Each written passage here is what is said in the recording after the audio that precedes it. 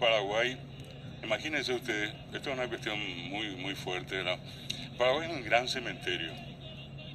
Si éramos 1 millón, o éramos 900, éramos 800, como quieran, 10% quedó.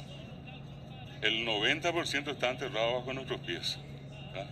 Desde la costa del Paraná, en Bucú, pasando acá, esta batalla que acabo de decir, Departamento Central. En ese solo lugar yo estuve 5.000 paraguayos allí Mucho. nomás. Ahí En ese lugar, en total, paraguayos y brasileños, casi 8.000 a 9.000 estaban allí.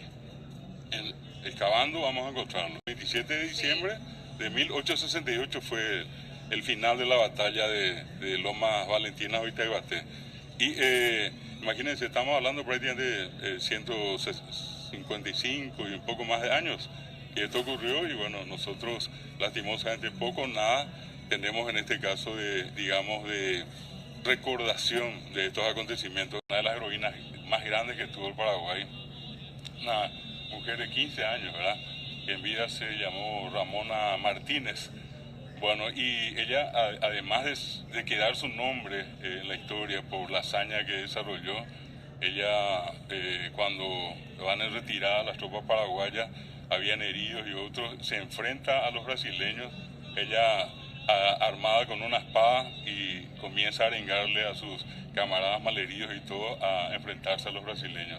Se enfrentan, obviamente mueren otra vez, a ella le dan un golpe en la cabeza y una herida en el pecho, y así todo ella no se rindió, y cuentan de que esa circunstancia hizo que los brasileños le dieran un trato respetuoso. Ella finalmente a sablazos sale de allí y continúa y va hasta Pirayú, hasta Cerro León, y de allí la acompaña al mariscal hasta delante de Cerro Corá, y de allí retorna ella a Asunción, una sobreviviente, y ella muere a los 92 años ciega. El Ministerio de Educación, que creo que eso es algo valioso que hay que mencionar, así como nominó un tiempo atrás Ramona Martínez a una de las promociones de egresados, ahora le dio el nombre de Escolástica Barrios de Gil. Bueno, y uno escucha ese nombre y aparte de que ya es un nombre raro, ¿verdad?, el de Escolástica. Escolástica lo sacamos nuestro túnel del tiempo, pues. Bueno, y eso es Escolástica María, ella era Escolástica María García del Barrio Díaz de Bedoya, era su nombre completo. Y después ella se casa y queda finalmente como Escolástica Barrios de Gil.